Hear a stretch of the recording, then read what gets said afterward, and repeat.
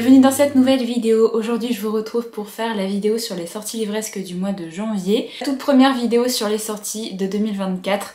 Si jamais vous l'avez pas vu sur ma chaîne, j'ai également fait une vidéo sur des sorties que j'ai pu repérer et qui vont sortir un peu plus tard dans l'année 2024. Donc si jamais ça vous intéresse, c'est la vidéo juste avant, celle qui est sortie mardi. Ici on va donc se concentrer sur les sorties que j'ai repérées et qui sortent uniquement au mois de janvier. J'ai du coup fait comme d'habitude, j'ai d'abord fait les poches, après les suites de séries et après les sorties grand format.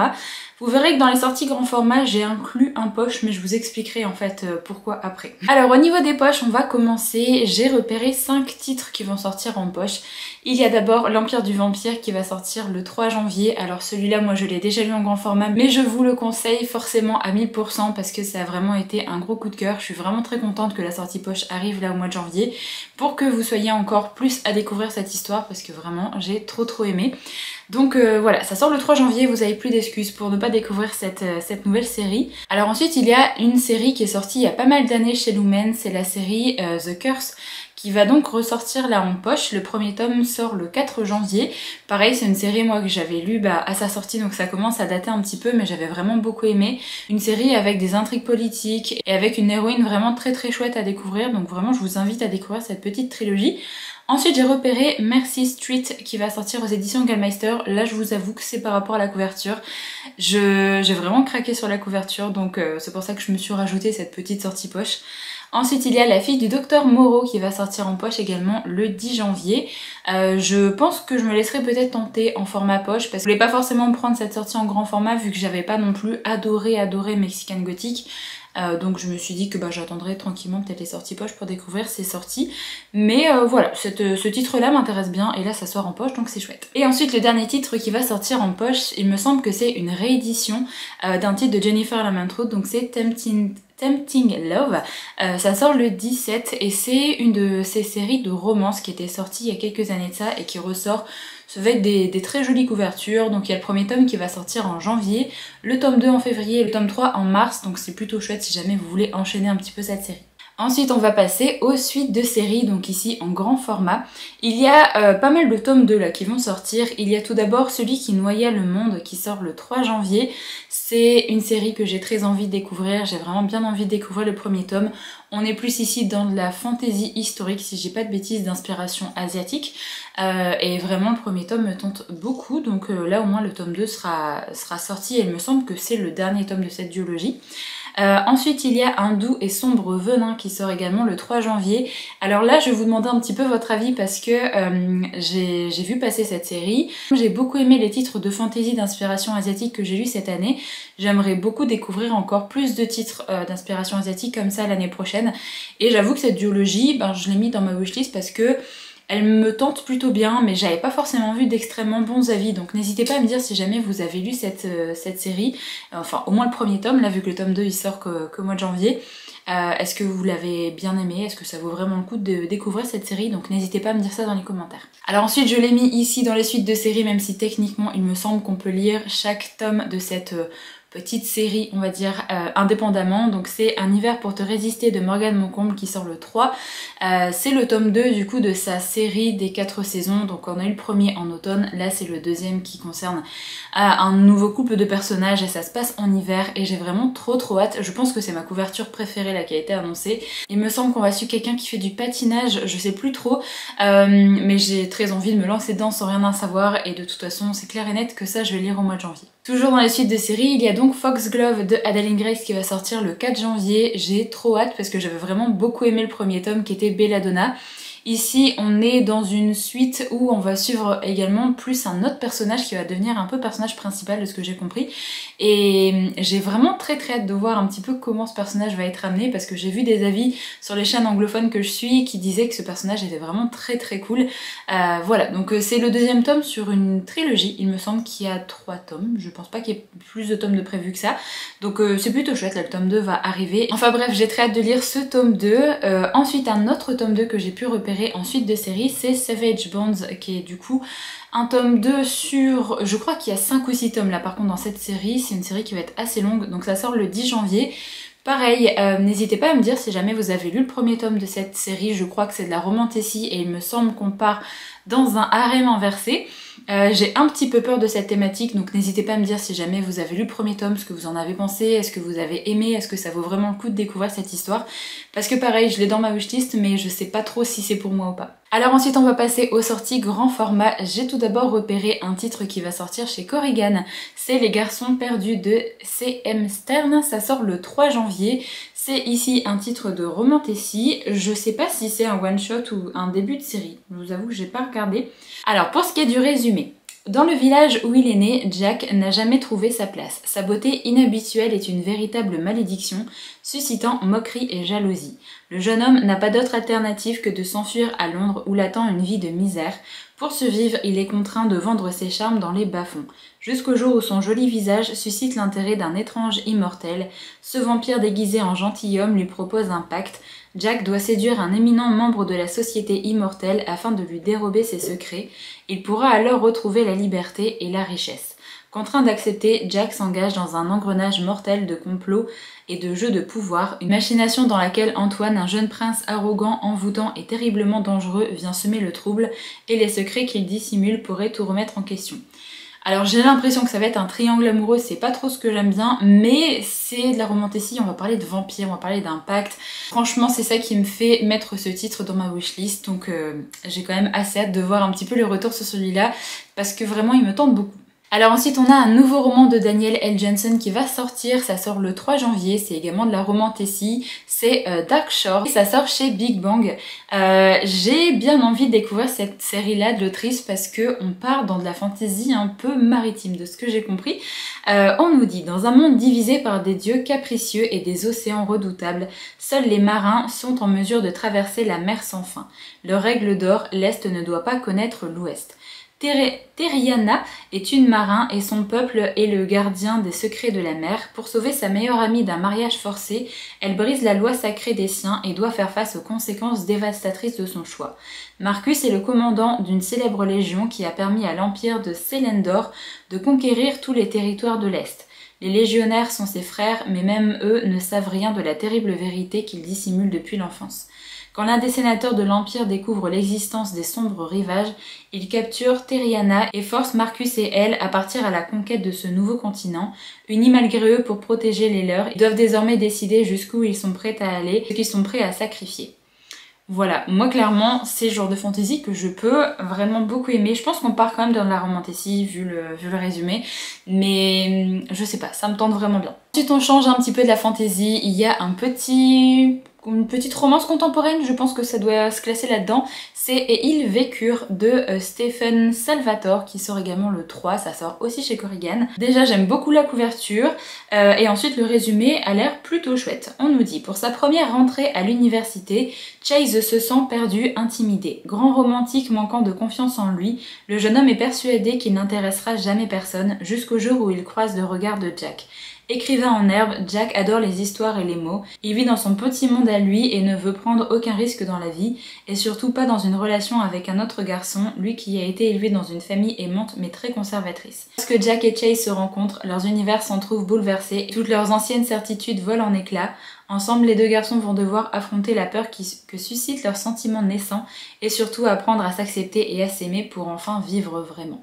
Voilà, ça a l'air d'être une romance contemporaine assez chou, donc voilà, je me suis noté ce titre-là. Ensuite, je me suis noté un premier tome de romantasy que je voyais passer partout sur les chaînes anglophones.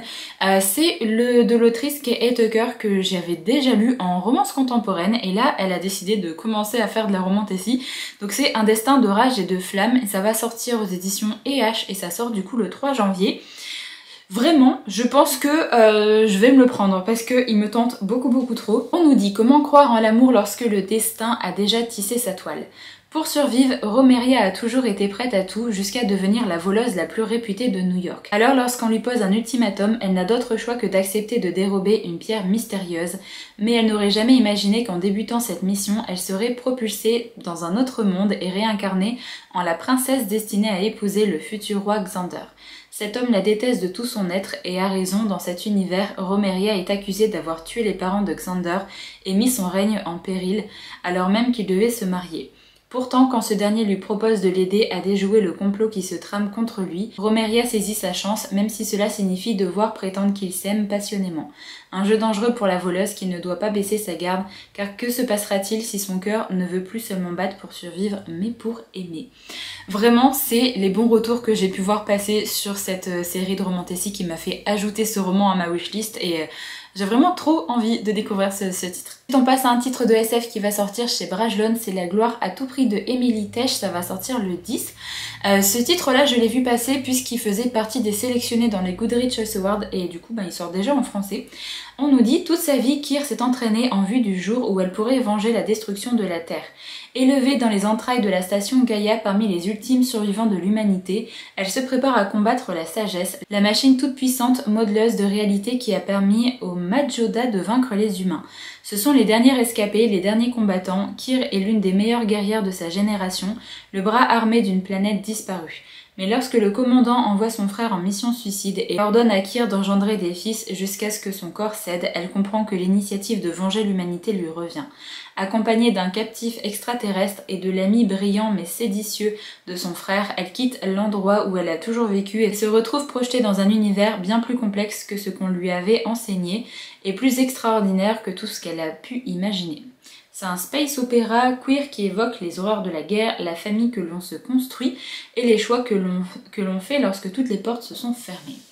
Franchement, ça a l'air assez cool et j'avais vu vraiment de bonnes reviews sur Goodreads, donc je me suis rajoutée à ma petite wishlist. Alors ensuite un titre, moi je pense pas forcément que je vais me l'acheter puisque c'est de l'autrice Silvia Moreno Garcia et comme j'avais pas trop aimé Mexican Gothic, je vais pas forcément me jeter sur cette sortie là. J'attendrai peut-être d'avoir des retours, peut-être que vraiment ce livre sera très bien et avec les retours ça me donnera envie de le découvrir, mais je l'avais vu passer quand même sur les chaînes et les comptes anglophones que je suis et c'est vrai que j'avais vu de bonnes reviews quand même. Les dieux de Jade et d'Ombre, ça sort le 10 janvier et c'est du fantastique de ce que j'ai compris et ça sort chez Brajlon. Pour le résumé, on est au Mexique dans les années 20, le jazz âge bat son plein, mais Cassiopeia Tunn est trop occupée à récurer les sols de la maison de son richissime grand-père pour répondre à son appel. Elle rêve pourtant d'une vie loin de sa petite ville du Mexique, une vie dont elle serait maîtresse. Cet avenir semble aussi inaccessible que les étoiles jusqu'au jour où elle découvre un mystérieux coffre en bois dans la chambre de son grand-père. C'est ainsi qu'elle libère bien malgré elle l'esprit d'un dieu de la mort maya, un dieu qui lui demande de l'aider à récupérer le trône qui lui a été volé par son traître de frère. Un échec signifierait la mort, mais réussir permettrait à Cassiopeia de réaliser tous ses rêves. En compagnie de ce dieu étrangement séduisant et usant de son esprit aiguisé, Cassiopeia se lance dans un périple à travers son pays, des jungles de Yucatan aux lumières éblouissantes de Mexico, passant par les noires profondeurs du monde des morts maya.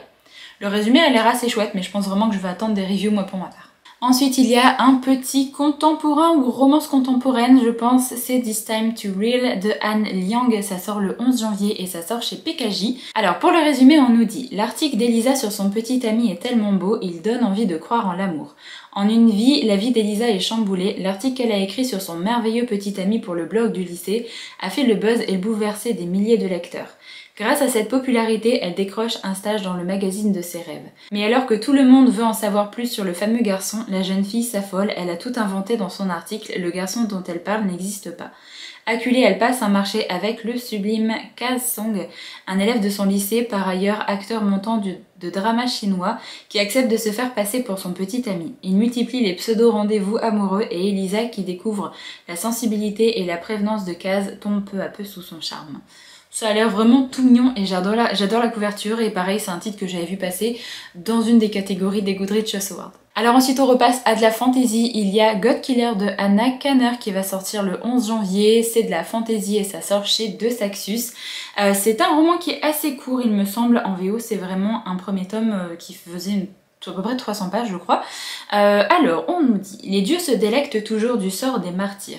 Kisen est une déicide, une tueuse de dieux, elle leur voue une haine dévorante depuis que les adorateurs d'une divinité du feu ont violemment assassiné toute sa famille. Elle croise un jour le chemin d'un étrange dieu amnésique dont l'existence est liée à celle d'une jeune noble. Pouvant le tuer sans prendre la vie de la petite fille, elle décide de les accompagner dans la cité en ruine de Blenraden afin d'obtenir les faveurs des derniers dieux sauvages qui y résident. Rejoint par un chevalier désabusé et poursuivi par de ténébreux démons prêts à tout pour les tuer, ils prennent conscience du rôle capital qu'ils auront à jouer pour sauver leur monde de l'agonie. Je suis assez curieuse de voir un petit peu ce que ce premier tome va donner parce que j'ai vu des avis, soit les gens ont adoré, soit les gens ont pas du tout aimé, donc j'ai hâte un petit peu de me faire mon propre avis dessus. Alors tout à l'heure je vous disais que j'avais mis une sortie poche dans les sorties grand format, c'est juste que je voulais un petit peu vous mettre le résumé pour ce titre là, puisque c'est La Rage des Fae de Alessa Thorne qui va sortir chez Milady, donc normalement dans leur collection poche. C'est de la romantasy et il me semble que c'est une première publication, donc j'ai pas l'impression que ce soit l'édition poche après la sortie grand format, donc je me suis dit que ce serait cool également de vous le mettre dans les premiers tomes qui vont sortir au mois de janvier. On nous dit pour le résumé, maudit, trahi, banni. Depuis 1500 ans, les Fae préparent leur vengeance et leur retour en Angleterre pour y revendiquer la place qui leur revient de droit.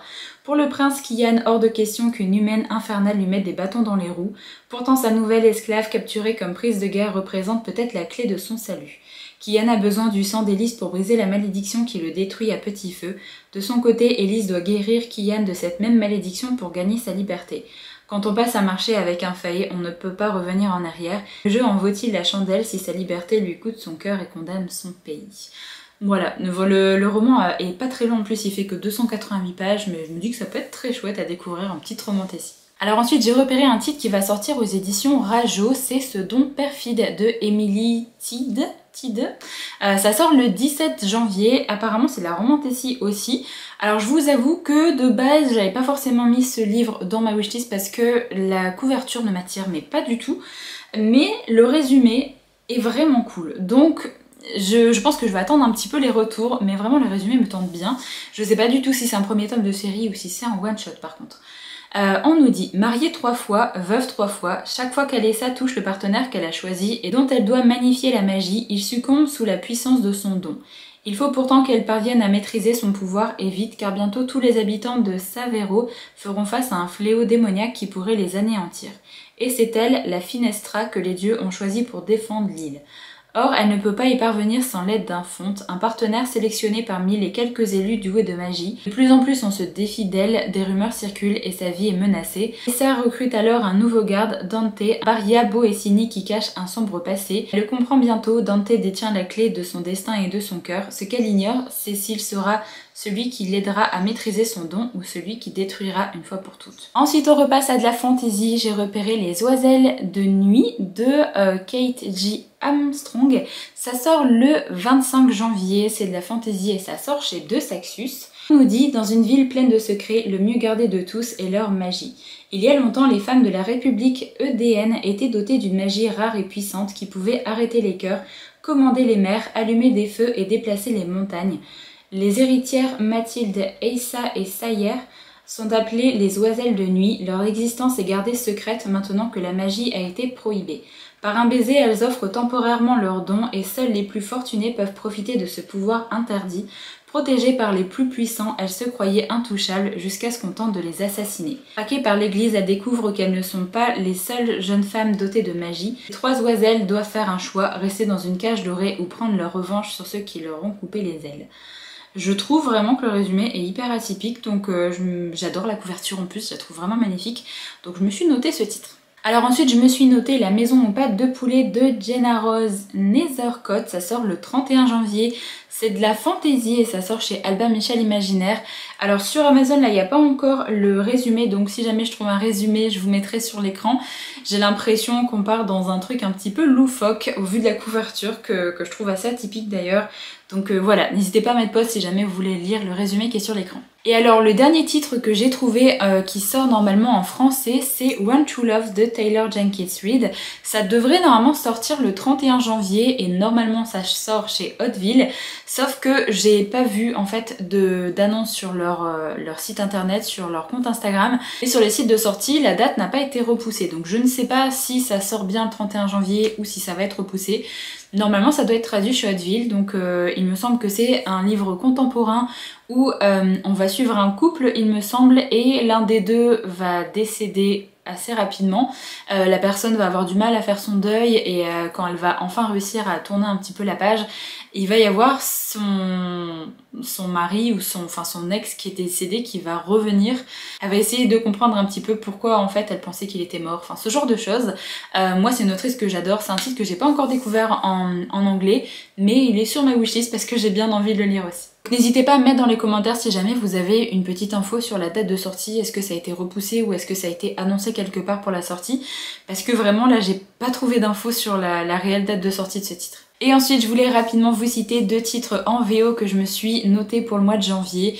Je vous avais dit dans la vidéo des sorties du mois de décembre qu'il y avait Ruthless Vows de Rebecca Ross qui allait sortir. Moi, du coup, la version que j'attends, qui est avec une couverture différente, ça sort uniquement le 4 janvier, donc forcément, je me suis noté ce tome 2.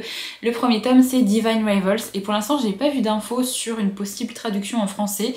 J'espère vraiment que ce sera le cas, parce que déjà, la série a fait vraiment le buzz, donc je pense que ça va arriver. Si jamais j'ai des infos sur une potentielle traduction sur ce titre-là, je vous dirai, vous en faites pas. Ensuite, je me suis noté le tome 2 de la série Emily Wise. Donc là, le tome 2, c'est Emily Wise Map of the Otherlands. C'est de la cozy fantasy, donc c'est un tome 2, mais je crois pas que ce soit le dernier tome de cette série. Ça sort du coup le 18 janvier si jamais ça vous intéresse. Le premier tome va être traduit au mois de février en français également, si jamais ça vous intéresse, ça sort chez Sabra. Voilà, j'en ai terminé avec cette première vidéo des sorties livresques de 2024. Comme d'habitude, n'hésitez pas à me dire si jamais il y a un ou plusieurs titres qui vous tapent vraiment dans l'œil, lequel vous intéresse le plus, et si jamais vous avez repéré également d'autres sorties qui pourraient potentiellement m'intéresser ou intéresser d'autres personnes, n'hésitez pas à mettre ça dans les commentaires. J'espère du coup que cette vidéo vous a plu. Moi, comme d'habitude, je vous retrouve très vite pour une prochaine, donc en attendant, prenez soin de vous.